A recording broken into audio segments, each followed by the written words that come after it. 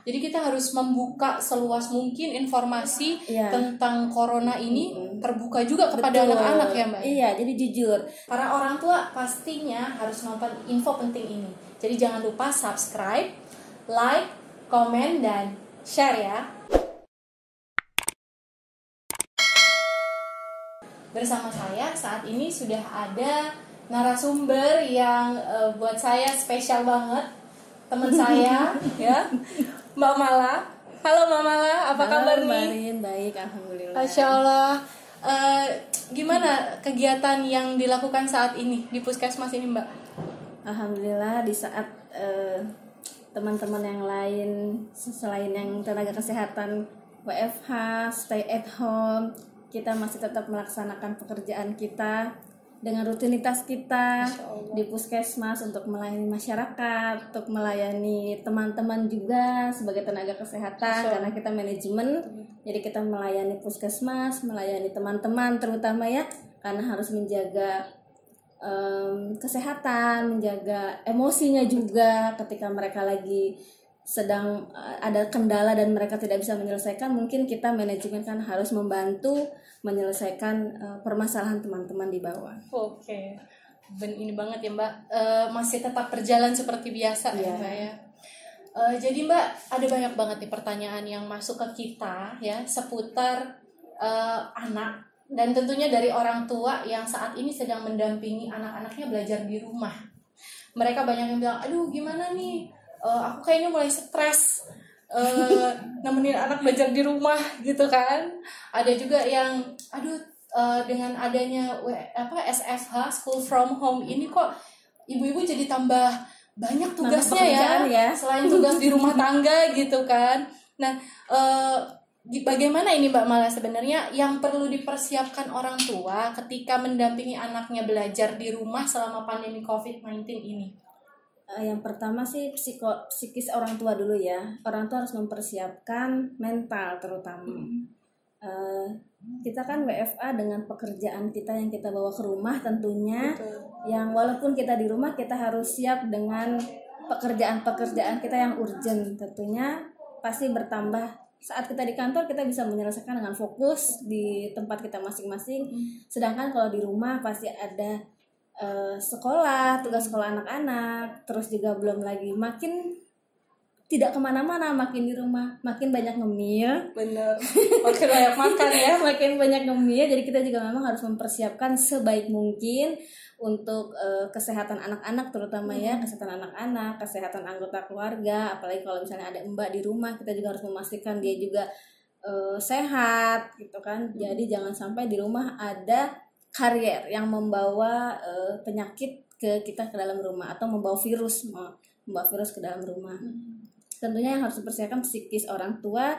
Kita banyak orang tua mungkin harus banyak belajar, mungkin terutama sekarang ilmu parentingnya bisa dipelajarin lagi, bisa di-upgrade lagi karena kan dengan sekarang berbeda otomatis kegiatan aktivitasnya di-upgrade lagi ilmu-ilmu parenting agar kita bisa mempersiapkan. Kalau kita siap, insya Allah anak-anak kita persiapan untuk siap menghadapi pandemi corona ini karena waktunya panjang bertambah lagi otomatis dengan anak-anak yang sudah mengetahui kondisi sekarang.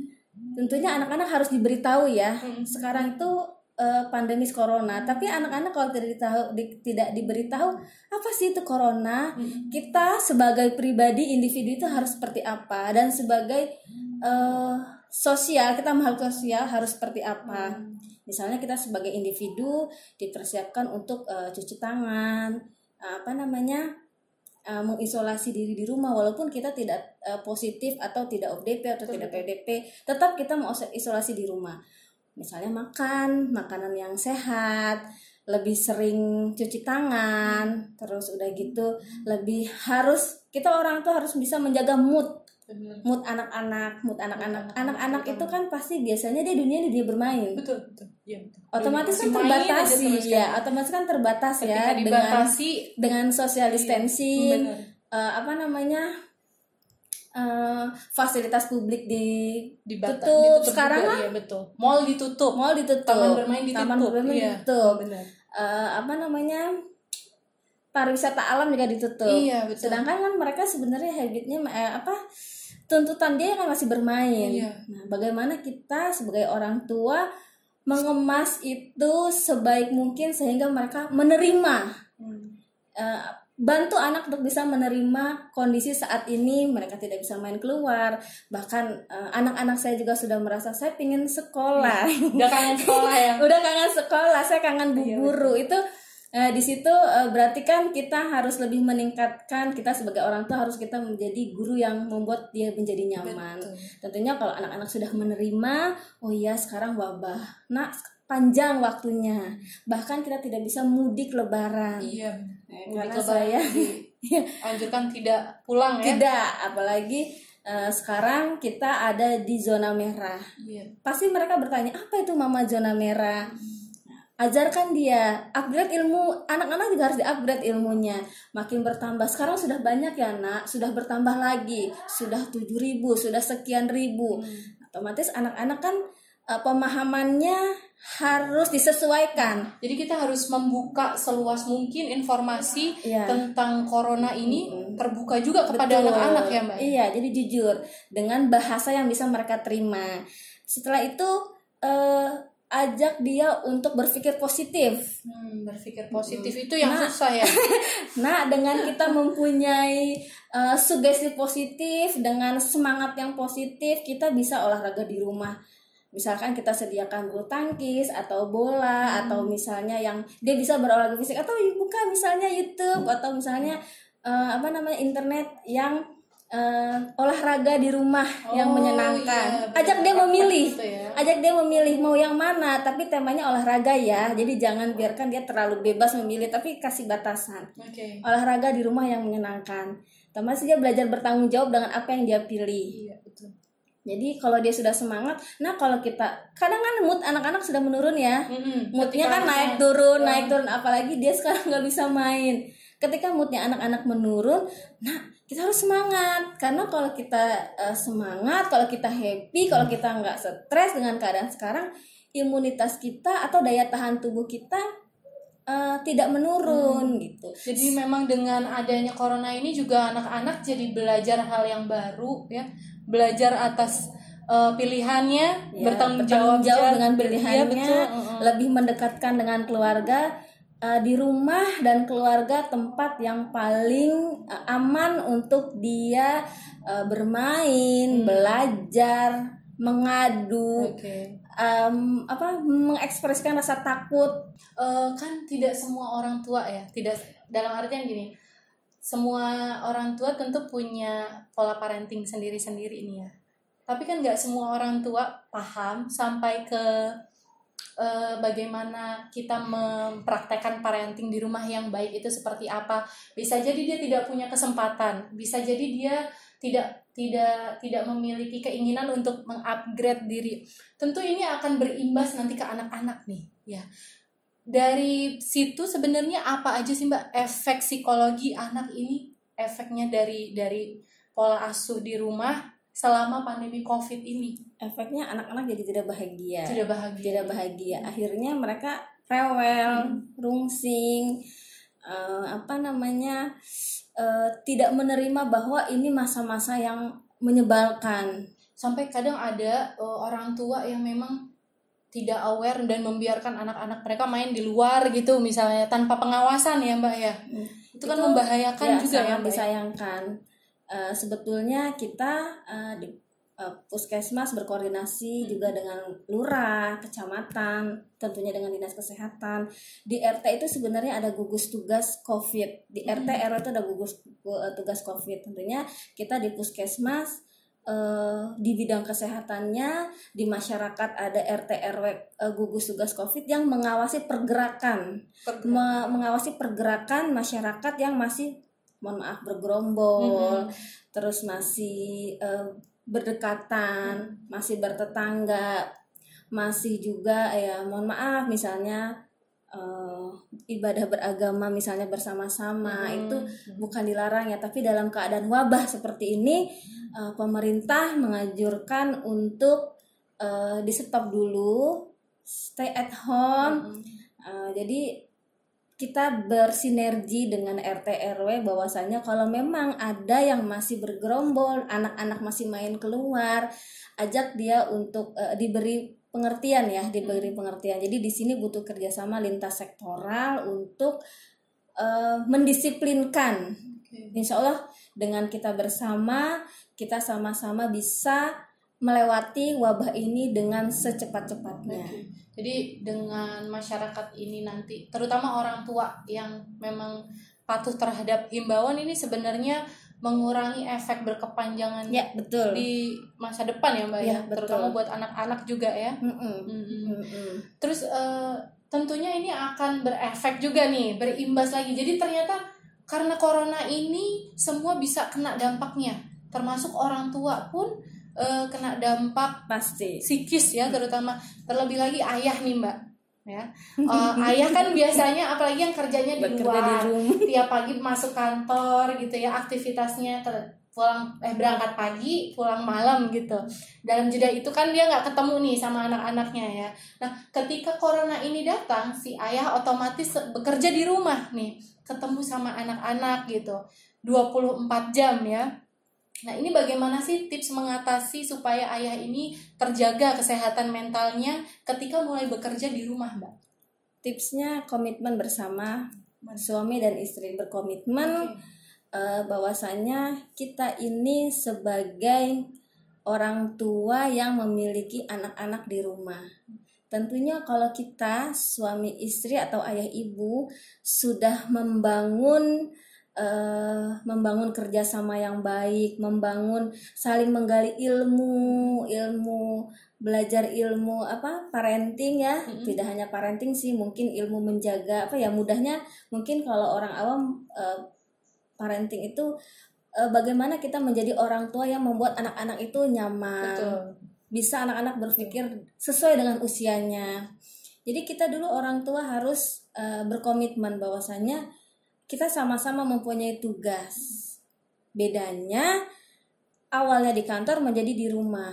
Tentunya ayah bertambah tugas, ibu juga bertambah tugas. Jadi kalau menurut saya komitmen awalnya dulu dibangun bersama-sama.